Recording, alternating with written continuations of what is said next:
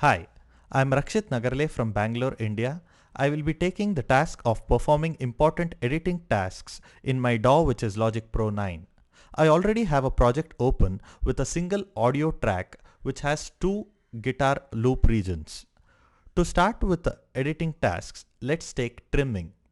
Trimming is the process of making sure that the regions conform to our required boundaries.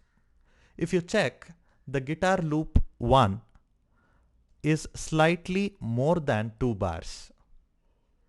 To trim it to the required length of 2 bars, I just have to take the cursor to the right bottom edge. Once the cursor changes to the trimming tool, you just have to select and move it to the length required. Let's take separating. Separating involves splitting of audio regions, and it can be done by using the scissor tool. You can either choose the scissor tool by drop down menu of arrange window or by key command escape followed by 5. Once you choose the scissor tool, you can cut and split a region at any point. You can choose the two separated regions and move it individually and place it wherever required.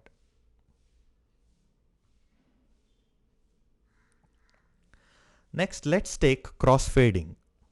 Crossfading is mainly done to have a seamless transition from one audio region to another placed next to it.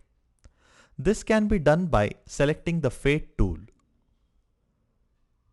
either in the drop down menu of arrange window or by doing a escape 0.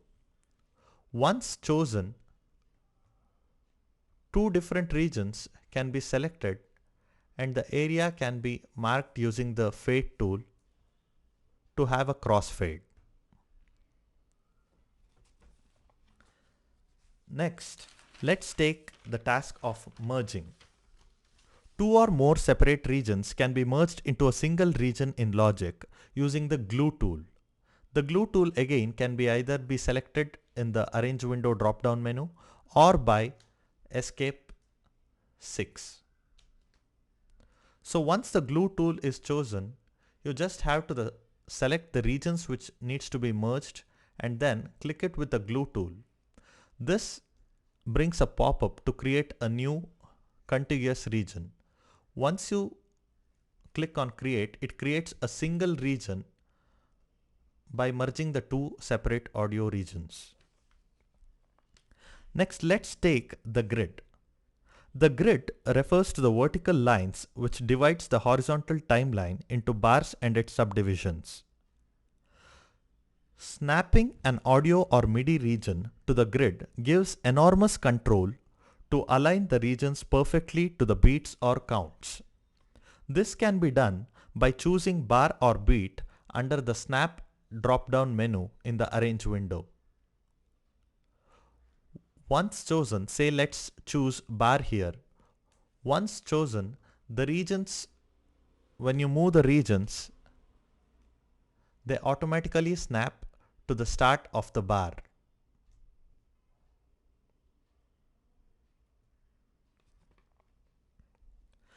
Next, let's look at cycles. Cycle is the process of looping back any particular part of the song to edit or analyze. You can do it by selecting the location and length of the cycle at the top of the arrange window.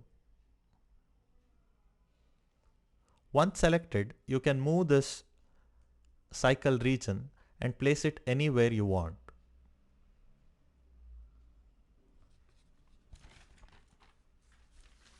Next, let's take markers. In Logic, markers can be created by double-clicking at the top of the arrange window near the grid. Once you create a marker, you can name it by again double-clicking on the marker and choosing the rename marker. Naming markers can be useful to identify verse, chorus, prelude, and different parts of the song.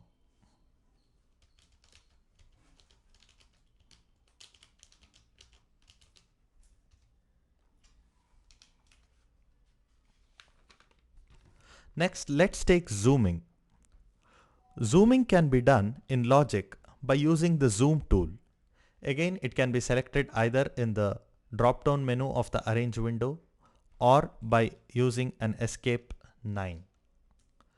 Once you have chosen, you can zoom the region by selecting it using the Zoom tool.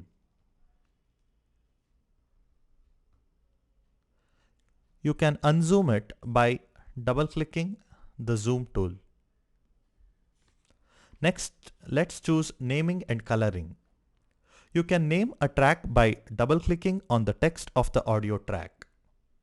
Let's rename this as just Guitars.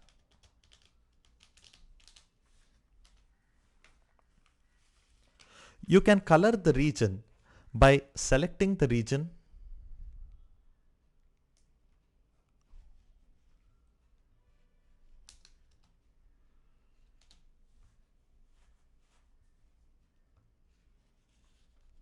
opening the color palette and choosing the color required for the region.